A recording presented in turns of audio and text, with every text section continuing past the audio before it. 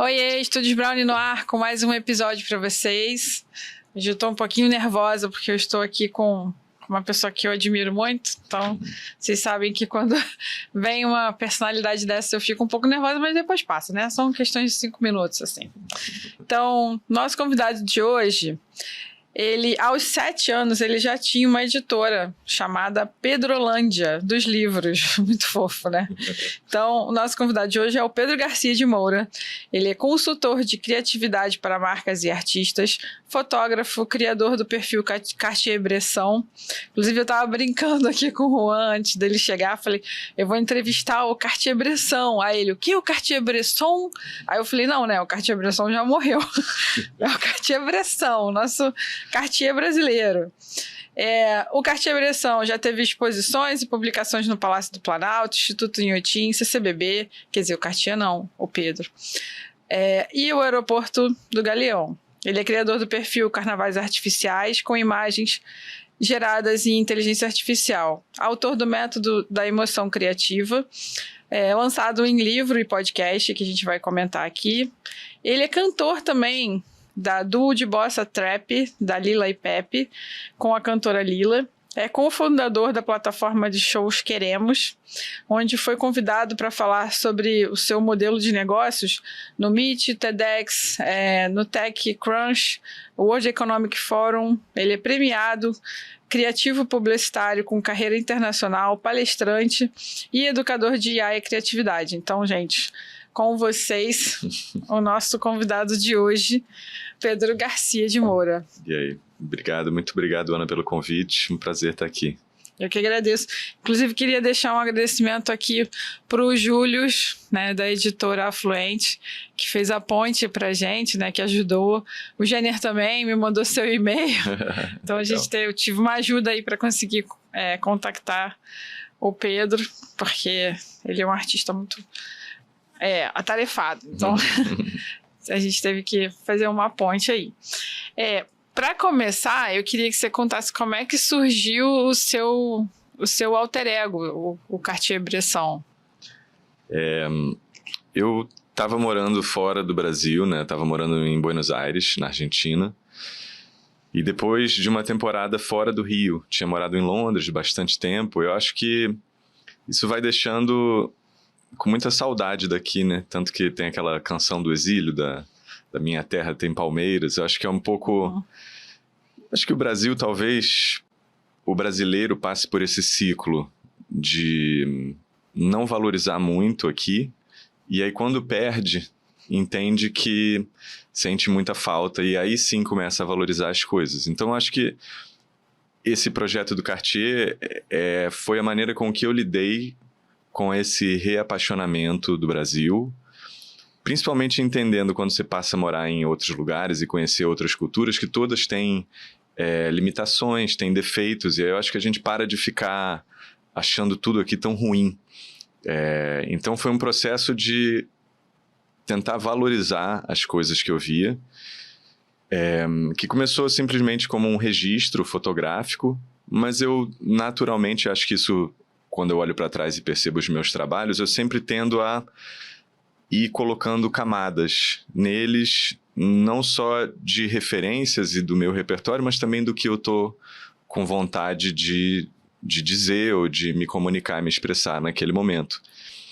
Então, acho que foi um processo desse meu retorno, de começar a valorizar essas coisas que eu estava vendo. E, naturalmente, eu acho que esse olhar do estrangeiro acaba sempre sendo a principal maneira do brasileiro se valorizar, né? Eu acho que a própria Fernanda Torres agora e o Oscar, né, ter recebido, ela já estava 1 ano atrás, ela era a mesma pessoa incrível que ela é. Sim. E eu acho que é esse olhar de fora, essa chancela que faz a gente valorizar o que é nosso. Então, acho que o Cartier-Bresson, esse projeto, acho que tem um pouco disso, né, de brincar também como é que a gente hackeia a nossa autoestima através desse olhar estrangeiro. Muito legal. Você já fotografava antes? Eu fotografava, eu me formei em design gráfico, né, e de produto também, aqui na UERJ, no Rio. E eu acho que naturalmente eu tinha uma relação muito da composição. Assim, era muito mais sobre o arranjo dos elementos num quadro ou num frame, do que necessariamente esse improviso e essa vida que você tem quando você está interagindo com pessoas ali na rua. Uhum. Então, eu acho que o que aconteceu foi que quando eu voltei desse tempo fora e eu me reconectei com o carnaval de rua, que era uma coisa que eu sempre, ou pelo menos antes de passar essa temporada fora, eu já estava bastante conectado. Eu acho que o carnaval e a própria fantasia, né, que eu me fantasiei de fotógrafo, eu acho que eles fizeram esse meu fotógrafo interior sair do armário, de perder o pudor, de abordar as pessoas na rua, de ter essa troca e de certa maneira, invadir ali aquele momento, né? Muito legal. Você se fantasiou de Jorge Tadeu. Foi. Que é um fotógrafo, um personagem icônico das novelas, né? Inclusive, eu tinha um sócio antes aqui, quando eu comecei o projeto, e o Ian falava que o Jorge Tadeu era o principal fotógrafo dele, de quem ele era fã, ele sempre brincava muito com isso. Até que a gente conseguiu entrevistar o Renato, que era o fotógrafo da Globo na época, que fazia as fotos cenográficas do Jorge Tadeu. Que legal. E aí, de novo, a gente recebe um Jorge Tadeu aqui, né? Então, eu queria te perguntar se quando você estava de Jorge Tadeu nos carnavais, se você tinha mais facilidade para fotografar as pessoas, como é que era esse acesso? Eu acho que, assim, não é à toa que esse livro mais recente também é sobre carnaval. O carnaval, para mim, é uma grande plataforma de exploração, de expressão, de autoconhecimento, de libertação. Porque eu acho que a gente fala muito de máscara, né? Eu acho que também é uma coisa que eu procuro falar nesse livro da emoção criativa e nessa própria metodologia de como é que a gente consegue tirar algo que está dentro da gente.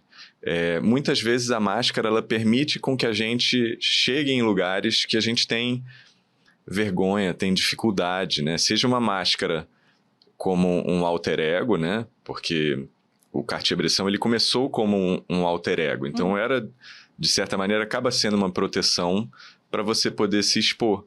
E eu acho que a fantasia ela também pode funcionar muito bem como uma maneira de você se libertar.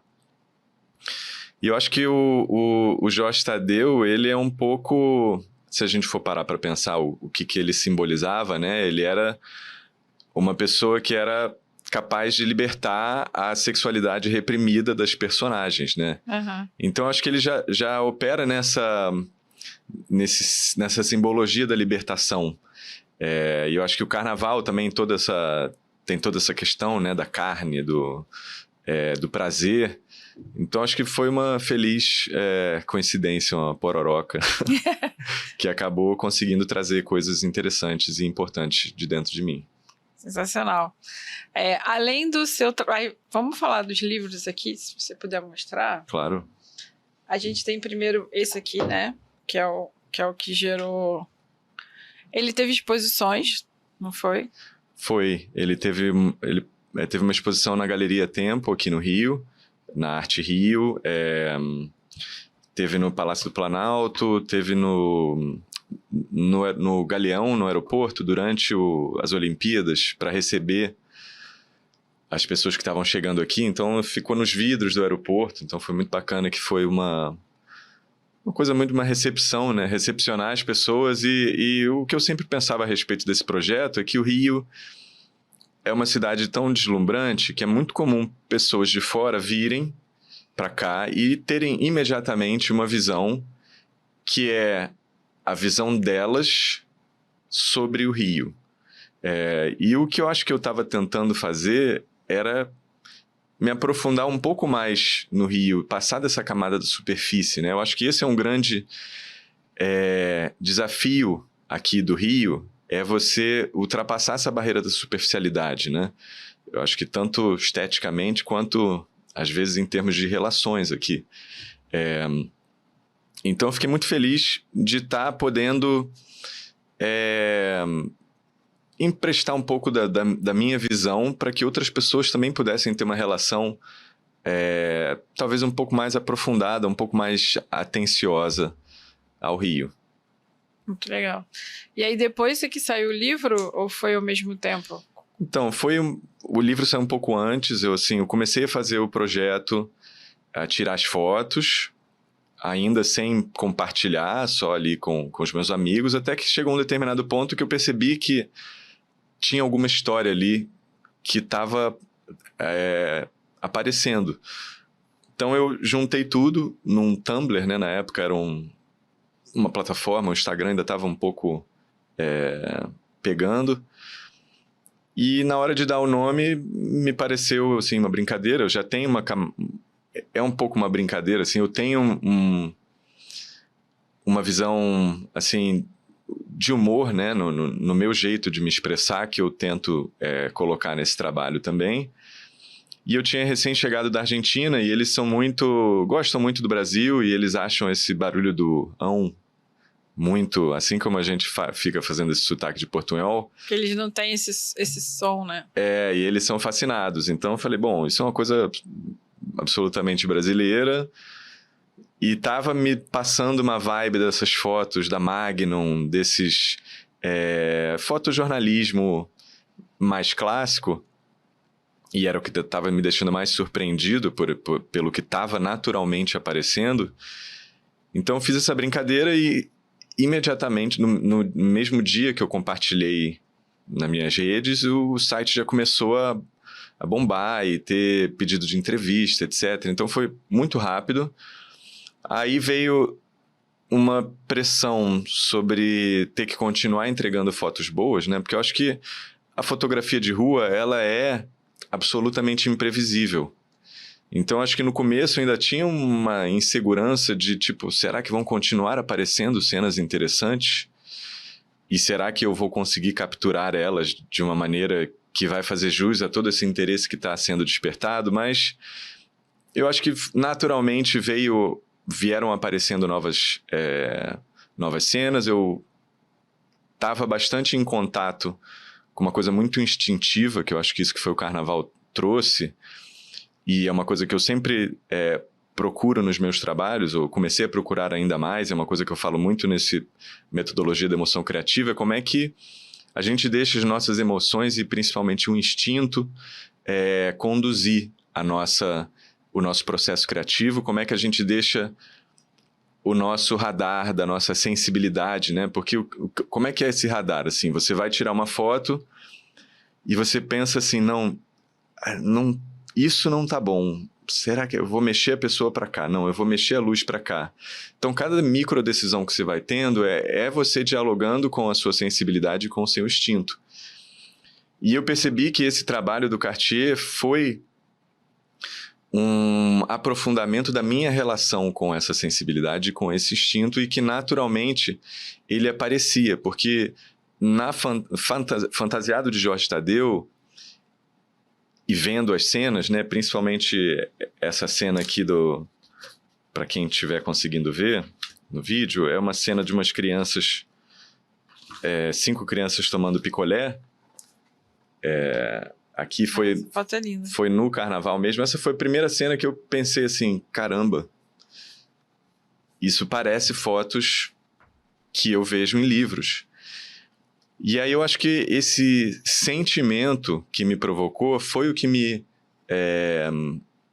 conduziu durante todo esse projeto, e é o que eu tento me conectar. Então, talvez eu tenha me perdido um pouco, mas enfim, a gente retoma aí nas próximas perguntas. Entendi. Eu tava lembrando do seu bate-papo com o seu amigo jornalista lá no lançamento do livro, do Imagens Artificiais, né? Do Carnavais Artificiais, que ele perguntou se você fotografava, ou se o Bresson fotografava em outro lugar, porque você foi morar um tempo em São Paulo, não sei se você ainda está em São Paulo. Isso, ainda moro lá. E aí ele perguntou se você fotografava, se o Bresson fotografava em São Paulo, né? Se o seu alter ego fotografava em São Paulo, você falou que não. E aí eu achei curioso, porque é uma relação só com o Rio de Janeiro, certo?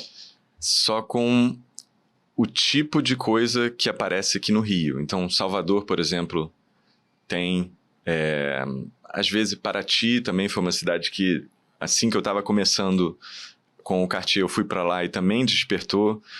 Eu acho que existe uma característica aqui do Rio, talvez mais abundante do que em essas outras cidades que eu falei, que é a utilização do espaço público de uma maneira muito despudorada, muito pessoal. Assim, isso é meu, eu estou aqui, quase que essa cidade é a minha área de lazer. E eu acho que São Paulo acontece muito uma utilização funcional da cidade. As pessoas estão indo do ponto A para o ponto B, não tem tanto um lazer. O lazer de São Paulo, as pessoas costumam sair de lá. E a própria, talvez, geografia da cidade, a maneira com que as pessoas se locomovem lá, não tem tanto esse acaso e esse caos. Bom, tem outro tipo de caos, né? Mas é isso, eu acho que reflete um pouco assim, até se a gente for pensar na origem, né? Eu acho que, não sei se bom, quando eu comecei o Cartier, o subtítulo do projeto era o Caçador do Efêmero, né? Que eu acho que tem um pouco a ver com essa figura do flaner. Sim. Que eu acho que a figura do flaner surge quando acontece em Paris, quando a cidade começa a ficar interessante o suficiente para que a sua fruição seja tão enriquecedora quanto consumir uma obra de arte. Eu acho que quando a gente pega, por exemplo, textos do João do Rio, e a própria característica do Rio de ser uma cidade absolutamente deslumbrante, que era ao mesmo tempo capital econômica, política, do entretenimento e gera um nível de camadas e de possibilidade de ser saboreada que eu acho que é muito raro. Eu acho que não à toa também esse personagem ou esse projeto surgiu num lugar que tivesse esse nível de riqueza para poder ser consumido. Legal. Por que você escolheu Cartier-Bresson? A gente entende que é uma referência do Cartier-Bresson, mas por que o Cartier-Bresson? Ele é uma referência de fotógrafo para você? Olha, ele na medida de que ele praticamente foi um dos precursores dessa linguagem de você conseguir olhar para a rua, olhar para o seu entorno e conseguir não só enxergar a poesia, a beleza, mas também adicionar o seu olhar, a sua poesia, a sua beleza. Ele surgiu num momento em que a fotografia não era muito respeitada como um meio artístico, né? Acho que sempre teve essa questão de documentar, que ele também fazia, mas ele começou a trazer essa camada, acho que muito pessoal. Então, acho que ele é como se fosse um dos precursores da linguagem. Assim, se a gente for falar de música brasileira, contemporânea, talvez a gente com certeza vai ter que falar de Tom Jobim, João Gilberto, ou Dorival Caymmi, ou enfim, todas essas pessoas que começaram a codificar essa linguagem comum que todos nós temos. Mas eu diria que a escolha do nome dele foi instintivo, muito em função da sonoridade, mas eu diria que se fosse para ser em termos de identificação, provavelmente seria muito mais o Pierre Verger do que o Cartier-Bresson, até porque o Pierre Verger foi um francês que se mudou para o Brasil, se apaixonou pela Bahia, era amigo do Caymmi, do Caribé, do Jorge Amado, e eles estavam ali todos construindo uma mitologia brasileira, talvez como, enfim, poucas oportunidades tiveram num tão espaço curto de tempo de poder fazer o que eles fizeram, mas eu acho que é isso. Então o Bresson, ele é uma influência sem dúvida, mas eu acho que em termos de identificação seria mais o Verger. Muito legal. Bom, a gente esse episódio é gravado, então eu vou te perguntando as coisas, a gente não bateu a pauta aqui do que eu ia te perguntar, então se alguma coisa que eu perguntar não for, se você não curtir, você me fala que eu tiro depois do vídeo, tá? Beleza. Porque para mim é muito interessante conhecer o artista e fazer essas perguntas do porquê levou ele a escolher os nomes ou os temas, porque isso me ajuda a entender de onde vem a sua criatividade, igual o Globo Repórter, né? Onde você consome, do que vive. Tipo, Né? A gente acaba conhecendo um pouco da pessoa, que eu acho que é o que faz o trabalho dela ser tão rico, né? A sua bagagem que a gente não vê, a gente só imagina, né? E as imagens, para mim, às vezes elas podem remeter a alguma coisa do que eu vivi e para você pode ter outro significado. Então, por isso, às vezes, eu vou perguntando sobre essas coisas. de boa, tá. Por enquanto tá completamente de boa. Então, tá bom. Uma coisa que me chamou a atenção também, que me chamou a atenção quando eu fui no lançamento, porque a gente não se conhecia pessoalmente, foi não sei se é a palavra timidez, mas as pessoas me classificam como tímida porque eu sou uma pessoa muito introvertida. Então, de cara, assim, eu já diferente da minha amiga que foi comigo, que é super extrovertida, né? Que a Elana já chega falando com todo mundo, eu sou uma pessoa mais retraída. E eu sempre fui muito criticada por isso, né? De ouvir já as pessoas falarem que eu seria incapaz de ser fotógrafa, porque fotógrafo não podia ser tímido. E isso não é verdade, porque eu tenho várias referências de fotógrafos que são tímidos ou introvertidos e são pessoas espetaculares com trabalhos impecáveis, né? Eu queria saber se você já passou por isso, se você já ouviu isso. Eu assisti a sua entrevista no Jô e ele brincou com você da sua aparência, do seu bigode. E aí você falou que preferia... ele falou, não sei se lembro se ele falou se era Freddie Mercury. Aí você falou que preferia... Qual que era o outro personagem? Magnum. Magnum, Então, eu achei que você tirou de letra ali, sabe? Eu talvez ficasse sem graça com isso. Isso é uma coisa que você já ouviu, que te incomoda? Então, eu acho que o que aconteceu, como eu te falei, esse projeto, ele bombou muito rápido, né? Então, eu acho que quando a gente vê em filmes, principalmente filme americano, né?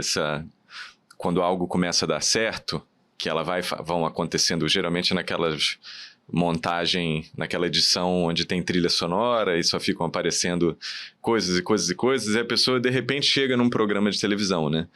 No meu caso foi muito engraçado porque foi quase que uma das primeiras entrevistas, foi direto no Jô. E aí depois é que eu fui ganhando cancha de entrevista, então foi muito, exigiu muito, né? Eu tava ali, acho que bastante, não muito familiarizado, acho que eu consegui sobreviver, né? Talvez seja... Eu achei que você saiu muito bem, porque seja ele brincou com você, ele mostrava a foto no telão e você fazia a cara do personagem. Eu achei sensacional aquilo. Eu acho que assim, indo para a primeira parte da sua colocação, eu acho que um trabalho potente é um trabalho principalmente de alguém que se aceita. Então, eu enxergo muito mais sobre quem se aceita e se conhece, se respeita e consegue colocar isso no seu trabalho. Então, eu vejo muito mais um trabalho potente em alguém que se aceita, seja na sua timidez ou na sua extroversão,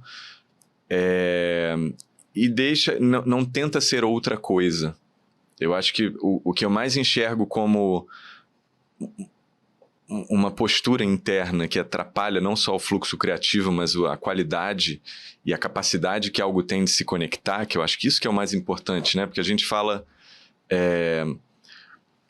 o que define uma boa obra, né? Você pode ter alguém que está muito antenado, que consegue produzir algo que é absolutamente dentro dos padrões estéticos e muito interessante, mas não necessariamente aquilo ali está sendo uma expressão da verdade dela ou da alma dela. Então eu tendo a achar, e eu tendo pessoalmente a valorizar, o tipo de arte que consegue refletir as características da pessoa, a aceitação da pessoa, esse processo de autoconhecimento, de trabalhar as questões. Então eu acho que para mim é muito mais interessante ver um trabalho de alguém talvez que esteja procurando lidar com a sua timidez e talvez tendo fotos onde você vê que ela está se escondendo e que ela está ali tentando negociar com o fotografado.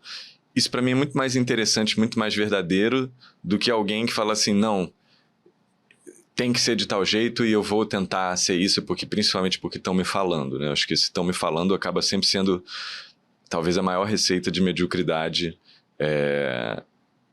artística e de limitação interna, né, da potência da pessoa. Então acho que de um lado acho que tem essa característica.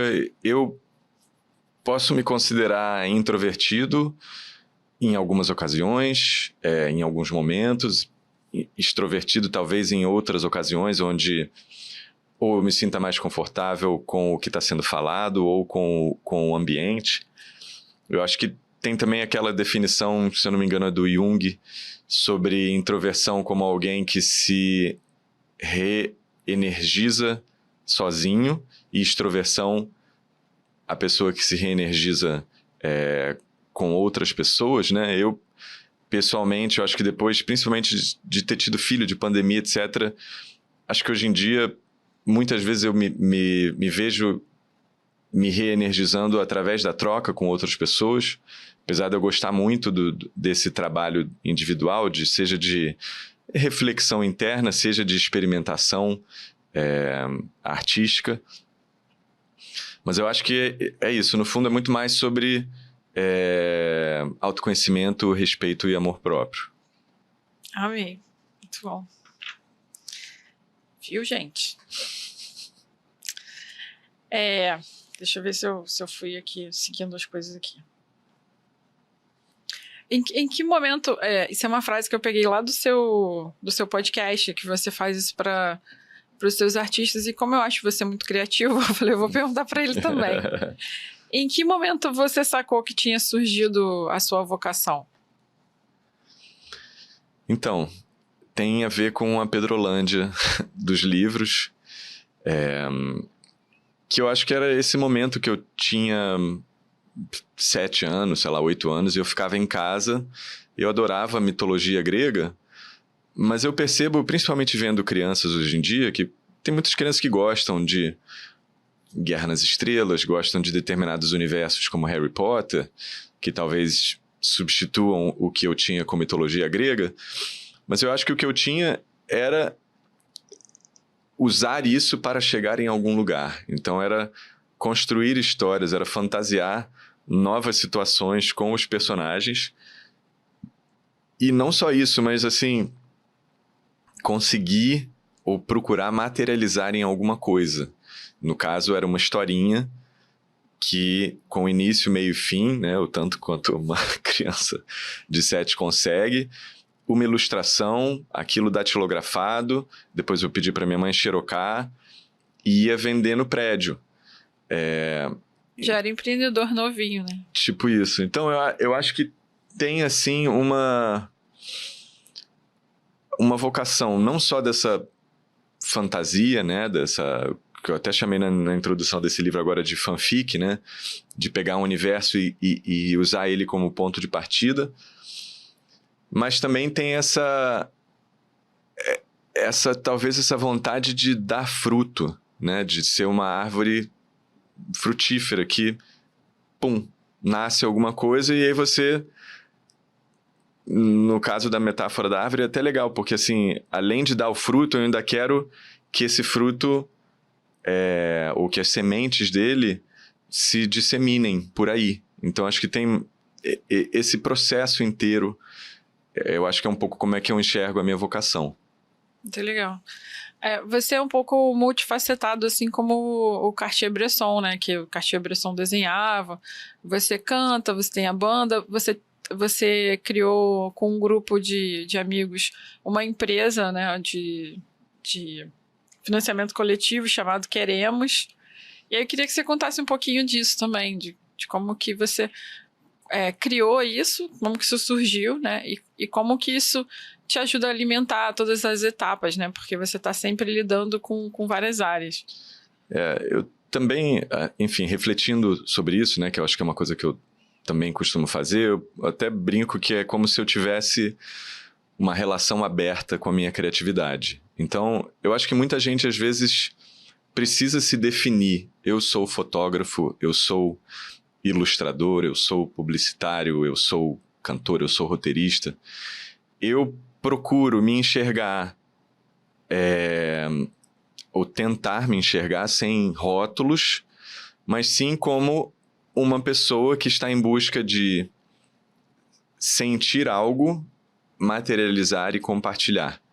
Então, eu acho que é uma coisa que me conecta naturalmente com o que eu sinto e com o meu entorno. Quais são as oportunidades, tanto de criar quanto de disseminar, que estão ao meu redor.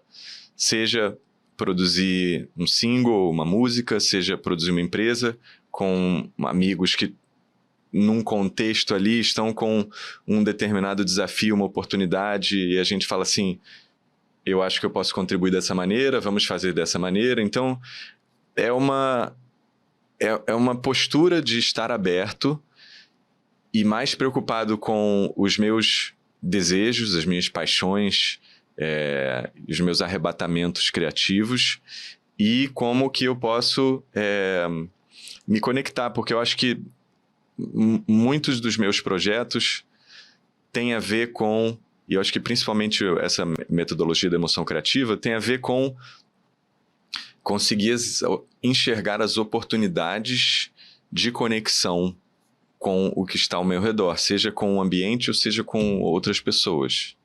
Legal. E como que surgiu esse projeto da emoção criativa? A gente tem o livro, você tem um podcast sobre esse tema, e isso foi veiculado também em uma plataforma, não foi?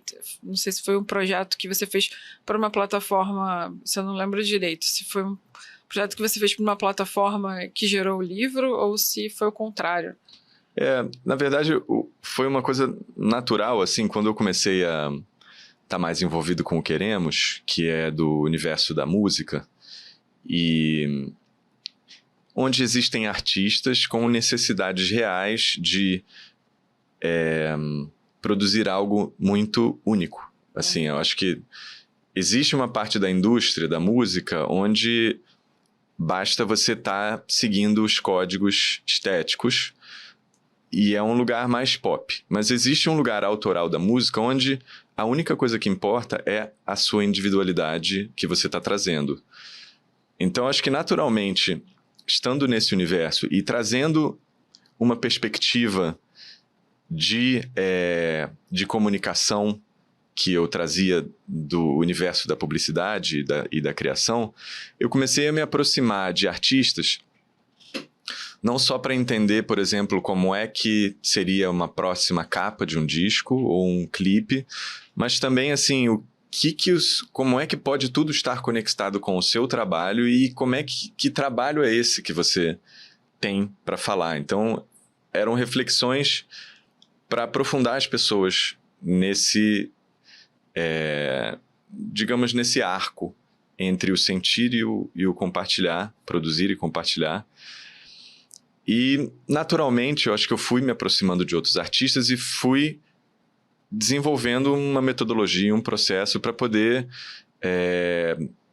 conseguir chegar em algum lugar. Aí já vem um pouco de uma característica minha de conseguir estruturar o meu processo de aprendizado, que eu acho que é isso que eu consegui fazer na emoção criativa e isso que eu venho conseguindo fazer agora de maneira mais aplicada nas oficinas e workshops de inteligência artificial, que, na verdade, elas misturam um pouco, ou misturam bastante, essa visão da emoção criativa, de como é que a gente acha essa nossa individualidade, como é que a gente conecta o nosso instinto, e é isso que eu tento fazer através da IA, porque é uma ferramenta que é não só nova, mas ela é muito poderosa, no sentido de que qualquer pessoa tem a capacidade de conseguir, em pouco tempo, ver ou dar vazão ou ampliar suas possibilidades criativas sem ter que necessariamente dedicar uma vida inteira para poder aprender um ofício artístico, seja um tipo de desenho, seja fotografia, uma coisa que é muito mais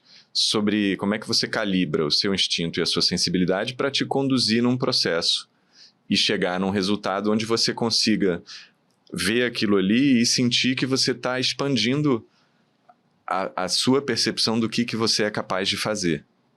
Legal. No livro, no Carnavais Artificiais, você fez uma frase que eu achei muito legal, eu anotei aqui para poder te perguntar. Você fala assim: quando se pode fazer absolutamente qualquer coisa, sem limitações de teorias ou quer dizer, sem limitações de técnicas ou de orçamento, o que vamos fazer? De onde tirar a inspiração para preencher a tela em branco, sem a desculpa de isso eu não sei fazer ou isso é muito caro? Eu achei isso sensacional, porque geralmente os fotógrafos têm um checklist, já tem uma pauta para seguir se ele é jornalista, e a gente sempre usa, e participando às vezes de sessões de feedback, de oficinas onde uma pessoa mais experiente vai analisar o seu trabalho e vai te dar um retorno, o que a gente sempre vê é o fotógrafo se desculpando quando aquele mentor diz: olha, essa parte aqui você poderia ter feito melhor, e aí ele fala: não, mas é porque eu não tinha recuo, porque eu não tinha luz. A pessoa sempre parte no feedback, ao invés de ouvir, ela sempre começa já se desculpando, né? E você colocou isso na inteligência artificial, que teoricamente a gente não tem limitação, né? Então, queria que você falasse um pouquinho sobre isso. Eu acho que esse comentário aí, essa frase, ela tem muito a ver com essas desculpas que a gente é muito bom de criar. Até, inclusive, num episódio do podcast, entrevistando o Amaro Freitas, um pianista incrível, que está conseguindo, ele é músico instrumental, está conseguindo ter uma carreira super bem sucedida internacionalmente, e ele falou que via muita gente, músicos, que falava assim: cara, você está me atrapalhando, porque na minha cabeça não tinha como músico instrumental dar certo, então você está atrapalhando a desculpa que eu tinha para mim mesmo de não dar certo. E eu acho que nesse caso a IA também, ela permite que a gente, enfim, possa fazer absolutamente qualquer coisa, né? E como é que surgiu essa ideia de você usar a IA para criar imagens? Também começou, acho que como eu encaro muitos dos meus projetos, que é como brincadeira. Acho que tem uma frase que eu gosto muito, que é do Nietzsche, que ele fala sobre como... Eu não me lembro exatamente da frase, mas é falando sobre como a criança... a criança tem uma seriedade na brincadeira. E isso é uma imagem que me toca muito, assim, porque eu tenho um filho pequeno de 6 anos, que, enfim, acho que adora brincar. E quando você vê a seriedade, a integridade com que ele está ali na brincadeira, eu acho que isso é uma postura que eu consegui manter e que eu sempre procuro estar próximo dela. Eu acho que a minha experimentação com o IA passou muito por aí. Eu acho que vendo a ferramenta e, naturalmente, como eu vinha já um dos meus trabalhos da fotografia de rua, foi como se eu tivesse... A minha sensação é como se eu tivesse numa fotografia de rua em outras dimensões. E aí estava brincando, viajando nessas cidades, nesses mundos mágicos e procurando coisa para fotografar, como se fosse um novo tipo de flaner. Como se fosse um metaverso. Tipo isso. Então é a mesma prazer da fruição de consumir o rio que eu tenho, eu estava ali consumindo esses outros universos. E é claro que com a IA você pode ir criando ou tornando eles tão interessantes quanto o que você já sabe que você gosta. Uhum. Então, quando eu achei legal que no livro você coloca o seu processo desde o início. Então você mostra as imagens dos inícios dos testes que você fez com o prompt, dos resultados que você conseguiu, das suas variações, dos estilos, até você ir chegando naquilo que você realmente queria montar. E você mostra também a evolução da IA, né, desde que você começou a brincadeira até agora. Só que eu estava até conversando com o Léo Saldanha sobre isso, porque a gente fala muito sobre IA, ele faz muito conteúdo sobre IA, ele faz palestras sobre IA o tempo todo, e ele veio aqui no podcast, o que eu falava para ele é que, geralmente, quando a pessoa começava a mexer na IA, ficava tudo muito igual. E alguns profissionais conseguem fazer isso de uma maneira que pareça com o seu trabalho fotográfico real. Você é uma pessoa que consegue imprimir a sua linguagem quando você está criando as imagens com IA. O Jenner Neves, que foi seu aluno, que teve aqui, que ganhou um prêmio com um trabalho, né, de fotografia com IA, também conseguiu fazer, mas isso não é fácil. O que você acha que a pessoa precisa trabalhar ali no prompt? Claro que... E depois eu queria que você desse o jabá do seu curso. Que eu quero muito fazer, já queria saber a próxima data. Que a pessoa tem que pensar ali para ela poder criar a linguagem dela. Olha, esse é uma questão que eu acho que, na verdade, fala não só sobre IA, mas fala sobre o desenvolvimento de um trabalho próprio, né? E aqui eu vou citar também um outro entrevistado que eu tive no podcast, que é um artista visual que eu admiro muito o trabalho dele, o Denilson Baniwa. Ele é um artista indígena que ele me falou que ele tinha uma relação com as referências, ele se sentia sempre com poucas referências em comparado com outras pessoas, mas que ele passou a entender com o tempo que é muito mais sobre a utilização que você faz dessas referências.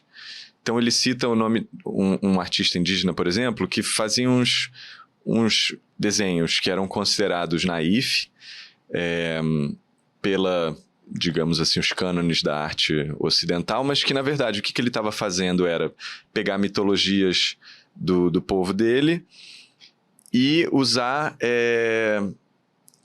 um pouco da simbologia dos santos católicos, e ele estava criando alguma coisa absolutamente inovadora e única. Então eu acho que, na verdade, passa muito mais sobre você ter consciência das suas referências, ter intencionalidade de querer chegar em algum lugar, de entender o que é que você está querendo fazer com aquilo ali.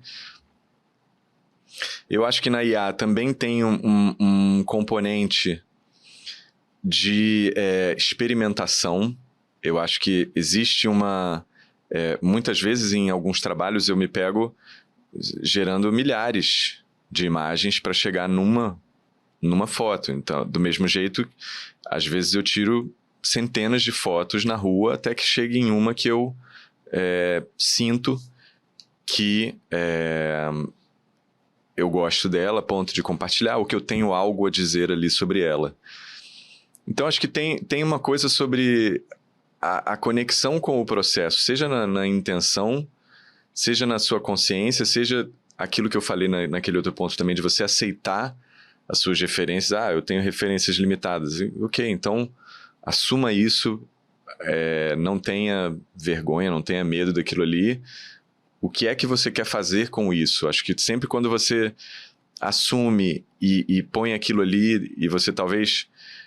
Eu, por exemplo, acho muito mais interessante obras de IA que são completamente esquisitas e mal feitas, aspas, do que uma coisa que esteja tentando fingir que é outra. Então, eu acho que passa sempre sobre isso, sobre a sua postura, né? Tem uma pessoa muito importante da moda, né? Uma senhorinha americana de cabelo branco, bem baixinha, que morreu recentemente, a Iris Apfel, que ela falava que moda para ela era 3 coisas, que era atitude, atitude e atitude. E eu acho que a arte, ela também oferece oportunidade para que você possa transmitir essa sua atitude, principalmente no que diz respeito à sua atitude interna, de como é que você valoriza e respeita o que você sente e o que você está materializando ali. Muito legal. O seu livro é muito didático. É o que eu já li, né? Os outros eu ainda vou ler. Inclusive, onde que a gente encontra? Para o pessoal que quiser comprar algum dos 3 ou os 3. O Cartier-Bresson e o Emoção Criativa estão na Amazon. E o Carnavais Artificiais está no site da Fluente.art. Tá. Eu vou botar os links aqui no episódio para o pessoal comprar. Beleza. Você já teve suas fotos expostas em espaços importantes, como a gente comentou, né? Do Palácio Planalto, em Inhotim. Qual dessas exposições teve um significado mais especial para você?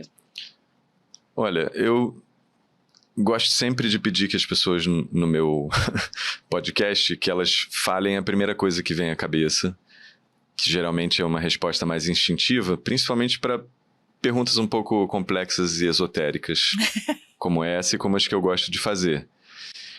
E eu te diria que talvez a exposição mais importante foi a exposição na Galeria Tempo, quando uma das donas da galeria perguntou: onde é que está o artista?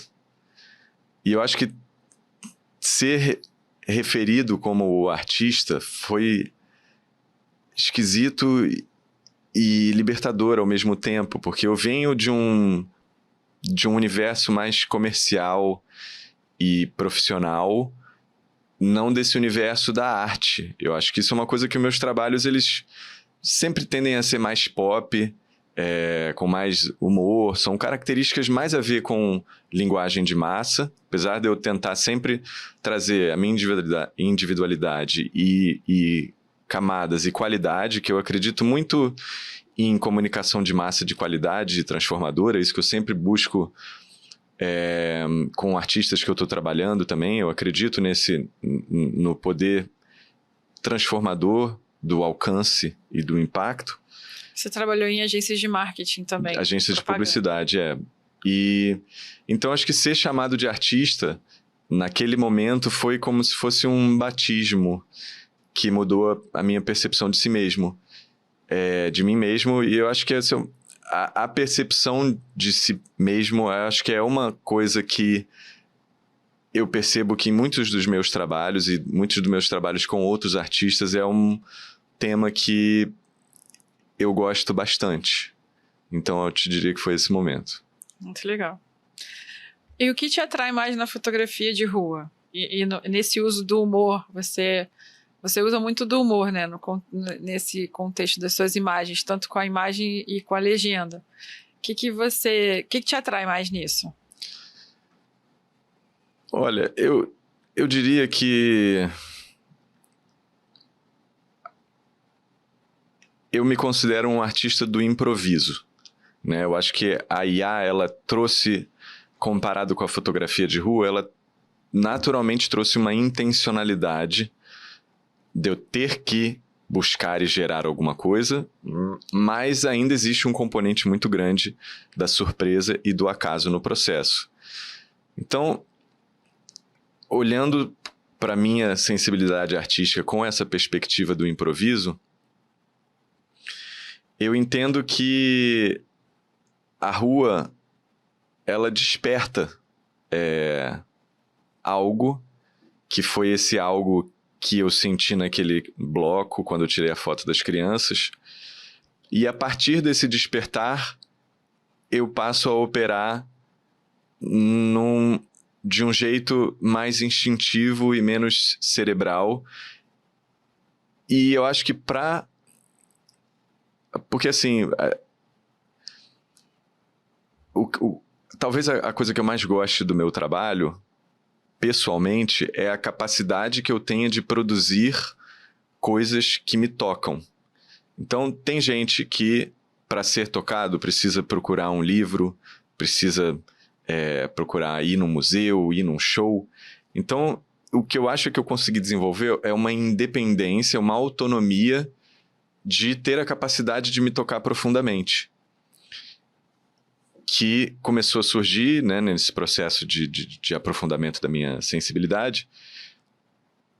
Então eu acho que o que acontece é um encadeamento de posturas internas em que eu consigo manter essa chama acesa desde um início de um interesse numa cena, gostei daquilo ali. Como é que você captura aquilo, como é que você trata aquilo, como é que você insere camadas de texto, como é que você finaliza aquilo ali, de uma maneira que aquilo seja capaz de capturar aquela chama inicial daquele momento. sei se está muito Não, entendi. esotérico, mas... Não, ficou ótimo. Como é que você relaciona o trabalho do Cartier-Bresson com o livro que você gerou com as imagens de IA, dos carnavais artificiais? Acho que tem, assim, o primeiro ponto seria que eu usei muitas imagens do Cartier-Bresson para alimentar a IA, né, para partir delas e ir para outro lugar. Mas o que eu considero, na verdade, é que ele, para mim, é a mesma coisa, só que em rios imaginários. Então, é como se fossem fanfics do rio que eu criei. Então, fotografias de rua de rios imaginários. Então, para mim, é só como se eu tivesse ganhado uma máquina do tempo. Como a imagem que você fez com o Darth Vader no Tipo Carnaval do isso. Rio, numa época que ele não existia ainda. Né, Exatamente, exatamente. muito legal. Para fotógrafos que querem inovar e experimentar novas linguagens, qual que é o seu principal conselho?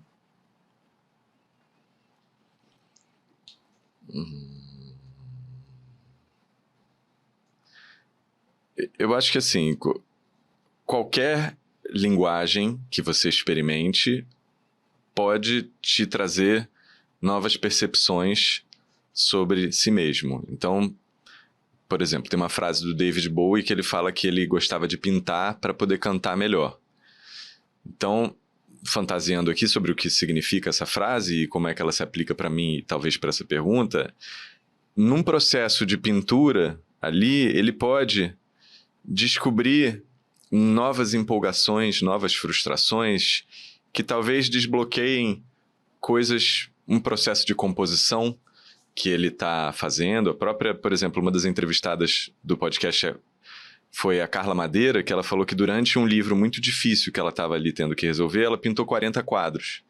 E os quadros, na verdade, era quase como se uma higiene mental onde ela conseguia talvez se desfazer da tensão.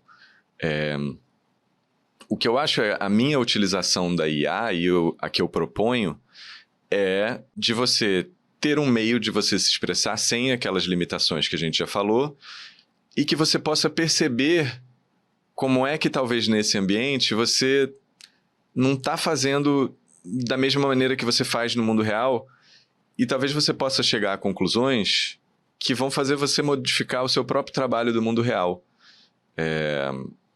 Seja, enfim, quando você fala de linguagem, é isso. Seja você quer começar a escrever contos fantásticos, você tira foto em estúdio, talvez de casamento, e aí você quer fazer uma coisa que você gosta, uma linguagem que você quer experimentar. Eu sempre gostava de contos fantásticos do Gabriel Garcia Marques, sei lá. E suponhamos que você fica ali, explora aquilo ali um pouco. Talvez se você se permita sentir esse novo canal, talvez você volte para o seu trabalho e comece a trazer um pouco mais de fantasia. E aquilo começa a trazer muito mais personalidade, potência e verdade para o seu trabalho. Então, acho que é isso. Nesse sentido, eu acho que qualquer experimentação é uma oportunidade de você se aprofundar em si mesmo e pegar esses insights e fazer uma polinização entre todas as suas outras maneiras de se expressar. Maravilhoso. Você tem alguma referência visual artística que te influencia, que influencia seu trabalho hoje?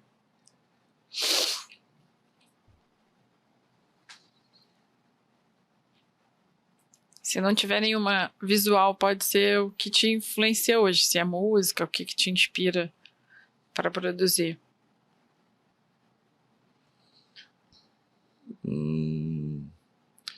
Difícil também responder assim alguma coisa. O que me vem na cabeça é mais música, e eu acho que música onde eu esteja tocando alguma coisa. Muito mais sobre ter talvez uma conexão muito mais direta entre o que eu sinto e o que está saindo, do que talvez um processo visual que às vezes pode ser demorado e que é uma coisa que você não sente tão profundamente. Aham. Então isso, acho que eu diria que eu tocar ou cantar músicas hoje em dia talvez seja a principal inspiração. Na sua banda você toca e canta. Esse é um projeto que teve, esse projeto não existe mais, mas assim, era só cantar. Tocar algumas coisas também, mas é mais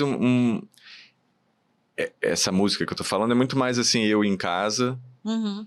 e, por exemplo, o que eu tô sentindo agora, que música que eu estou com vontade de tocar e dar vazão a ela e sentir isso que talvez esteja um pouco difuso, ajudar a dar forma. Legal. Você criava letras também? Compunha também? Não. Ainda não. Podia ser. Essa aqui eu já perguntei. O Jenner, quando ele esteve aqui, ele falou sobre o processo para atingir o prompt certo. E aí eu te pergunto, como saber quando parar? Porque você pode ficar horas ali tentando...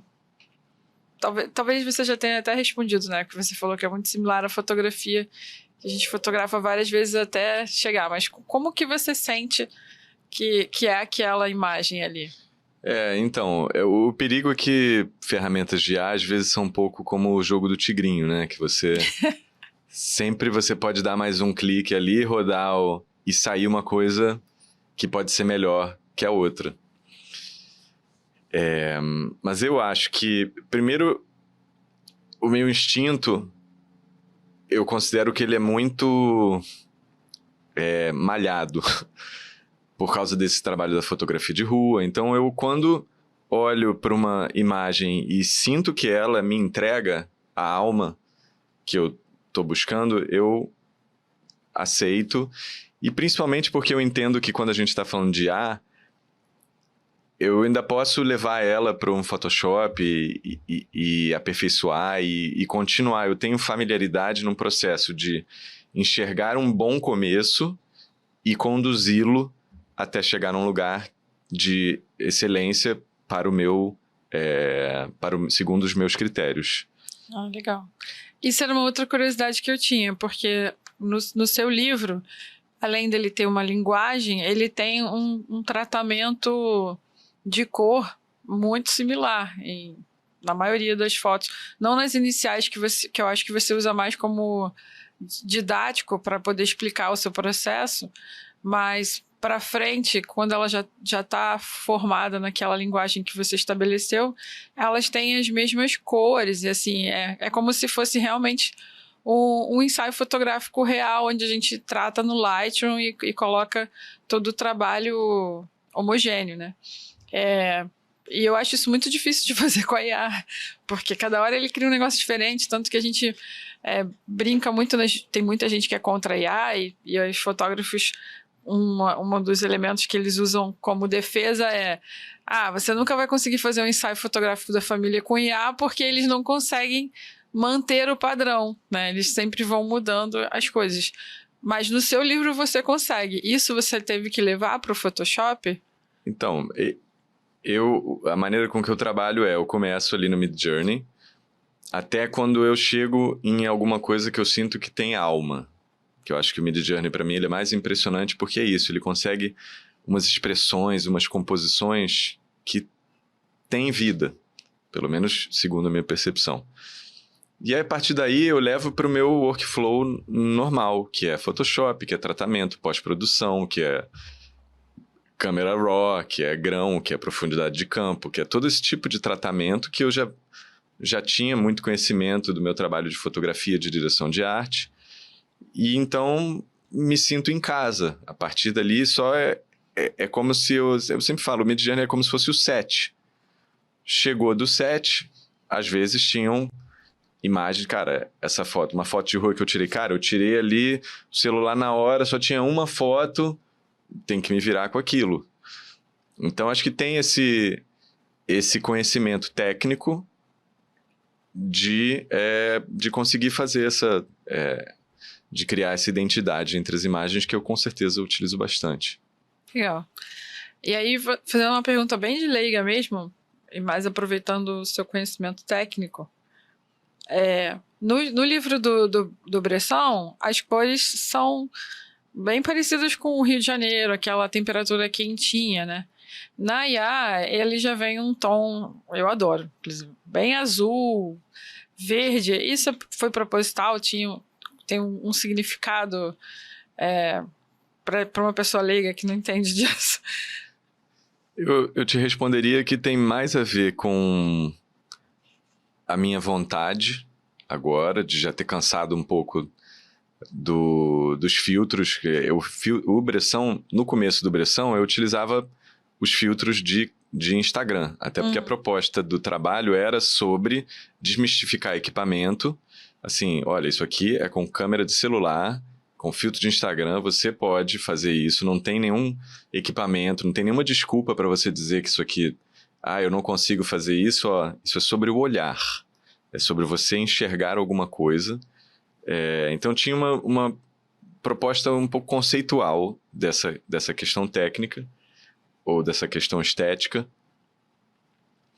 Eu acho que tem uma característica também que existem alguns artistas que têm esse tipo de proposta, que é o próprio trabalho, ele explicita de alguma maneira como ele é feito. É um trabalho que é convidativo, não é um trabalho que afasta. Eu acho que eu enxergo, pelo menos, o meu trabalho um pouco dessa maneira, mas eu diria que é uma questão mais do meu gosto. Assim, quando você tinha, há X anos atrás, você ouvia um determinado tipo de música, agora você ouve uma música um pouco mais diferente. Eu acho que tem uma questão, isso, do que eu tô afim de fazer. Legal. Para mim, com as minhas referências, eu fico lembrando das fotos da Annie Leibovitz, que são bem fantasiosas também, que ela fotografou muitos anos para Disney, e tinha aquelas coisas de fotografar os personagens, então leva muito para essa coisa de fantasia mesmo, assim. Eu acho que, assim, evoluindo um pouco nesse seu comentário, eu acho que, e uma coisa que eu sempre falo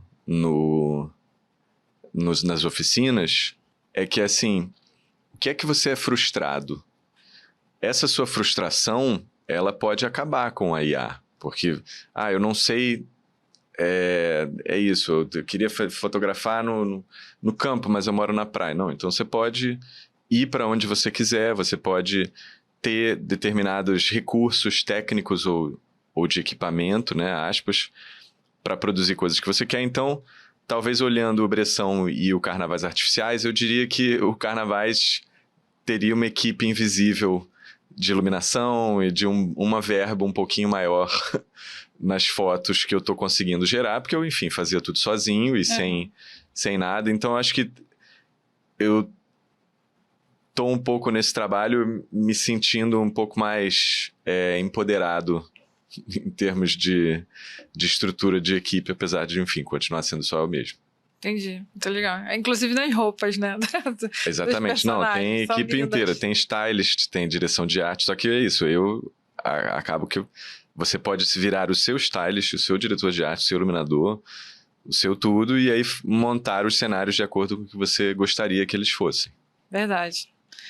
Galera, os dois livros são muito interessantes, porque são lindíssimos, e cada um com o seu estilo. Vale a pena vocês pesquisarem para comprar. Eu ganhei esse daqui do Pedro, sou muito sortuda. E você enxerga a IA como algo positivo? Olha, eu acho que qualquer tecnologia, ela é amoral, né? Ela é uma ferramenta. Eu acho que quando o fogo surgiu, acho que inclusive aquela cena do 2001, onde ele faz um contraponto entre o surgimento do fogo e os macacos começando a se matarem em busca daquilo. Esse poder, né, ao mesmo tempo, poderia ter pessoas falando assim, gente, vamos iluminar a caverna aqui, tá escuro, tá frio. Aí o outro, não, vamos matar ali, vamos... Então, sempre é uma escolha do que é possível fazer. Eu acho que a gente tem muitos exemplos e vai ver bastante exemplos de utilização danosa, perigosa, destruidora. Mas eu, como artista, como pessoa, tô muito em função das mudanças internas, da minha capacidade de imaginar. Procuro ver dessa maneira positiva. E eu acho que principalmente a partir do momento que eu comecei a me dedicar a essas oficinas e esses workshops, de ver como é que essa ferramenta ela pode possibilitar que pessoas consigam dar vazão às suas visões internas e que essas visões possam influenciar positivamente outras pessoas. Então, acho que o que me empolga mais é essa possibilidade que mais pessoas tenham de trazer as suas visões inspiradoras e materializá-las em arte, em filmes, em imagens, em conteúdo que possa inspirar positivamente a humanidade num caminho, numa evolução de respeito ao planeta e ao indivíduo. Muito legal. Eu gosto de perguntar isso porque já recebi muita gente aqui que era contra a IA. Eu acho que é uma ferramenta que pode agregar bastante pra gente, né? E falando sobre isso ainda, quais são os medos disfarçados de pergunta que te fazem sobre a IA no seu curso? Acho que no curso já chega bastante gente predisposta a tentar utilizar a IA de maneira positiva. Eu acho que, assim,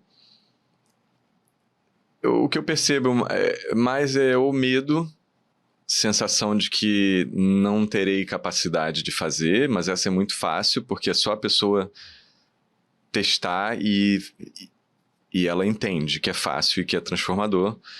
E aí o outro eu acho que é mais agressividade pura e simples. Eu acho que não chega a ficar tão intelectualizado. Eu acho que é uma coisa um pouco mais visceral. Você tem muito hater? Cara, não muito, assim. Porque eu acho que o meu trabalho é um pouco... Enfim, primeiro que não é tão grande assim, né? Eu acho que ele é uma evolução do meu trabalho do Cartier, então acho que ele vem de pessoas que já têm uma perspectiva sobre arte. Mas enfim, eu percebo não só no meu trabalho, mas como de outras pessoas, assim. E eu acho que quem é hater sempre acaba tendo um impacto muito desproporcional ao número de pessoas que praticam esse hate. Mas assim, é natural no surgimento de qualquer nova tecnologia que exista essa reação contrária, reacionária, né? Até, por exemplo, o Gilberto Gil foi numa passeata contra a guitarra elétrica, em 1960. E o próprio... Isso é até um exemplo que eu cito bastante nas oficinas. O Einstein, quando ele criou a teoria da relatividade, isso significava que todos os cientistas contemporâneos dele iam ter que jogar fora tudo que eles estudaram a vida inteira. Então ninguém aceitou. A teoria da relatividade só foi aceita depois que morreu essa geração inteira e veio uma geração nova que não ia ter o que perder. Então eu acho que assim, é normal pessoas se sentirem atacadas e quererem atacar se é algo que vai abalar profundamente a percepção das estruturas de como ela entende que ou ela ou como a sociedade funciona. Maravilhoso. Pedro, a gente está chegando ao fim e eu queria que você contasse para o pessoal aqui como é que... Eu vou colocar todos os seus links aqui na descrição, tanto dos livros quanto do seu site, do podcast. Mas eu queria que você falasse para o pessoal como é que a galera faz para poder fazer o seu curso. Eu sou uma das futuras alunas, se Deus quiser. Se é online, se é presencial, Sim. como é que funciona? Tem curso... tem esses cursos abertos que eu faço, são remotos, por Zoom. Vai ter um curso agora 25, 26, 27 de março. Olha aí, gente. São terça, quarta e quinta, de 7 às 9 da noite. E costuma ter, assim, um a cada mês, 2 meses. Faço cursos também presenciais, fiz um no Museu do Amanhã recentemente, tenho feito uns no Sesc também. Tenho oficinas em empresas, geralmente, ou, enfim, produtoras de audiovisual, tem agências, tem marcas de moda. Então, e aí eu acabo que direciono um pouco as ferramentas de IA para o universo que cada uma faz. Mas, de maneira geral, eu acho que assim, tanto o meu site, o pedrogarcia.com.br, e o Instagram, que é _PP Garcia, são a maneira, acho que principal de acompanhar as coisas que eu tenho lançado, as oficinas, os trabalhos, os livros, tem tudo lá. Beleza. Quero te agradecer muito por aceitar o convite. Fico muito honrada de te receber aqui. Você é um cara muito inteligente, aprendi muito. Acho que foi uma aula assim, que a gente ganhou, uma honra gigante assim, te receber. Obrigada mesmo.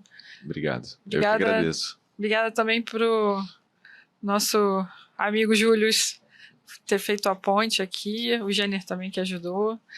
Queria agradecer a Betamax e o Juan que operou aqui pra gente hoje, que sempre nos recebe aqui com muito carinho nesse estúdio. E, galera, os congressos Revolution, Em Foco e o Trocando Ideias que a gente apoia aqui, lembra de dar uma olhada, uma conferida aqui no link dos detalhes do episódio para vocês assistirem, vocês verem as datas de quando vai ocorrer. E para quem está assistindo a gente aqui, que vem pegar como referência, né, porque eu sei que muitos congressos hoje em dia olham o podcast para pegar referência, o Pedro eu acho que é uma boa referência para vocês chamarem para palestrar, viu? Porque tem muito conteúdo para trazer e acho que agregar muito. Então, fiquem de olho. Assistam a entrevista que eu acho que pode render muita coisa aí para vocês, tá bom? Obrigada e até a próxima. Valeu, Ana. Muito obrigado pelo convite. Imagina.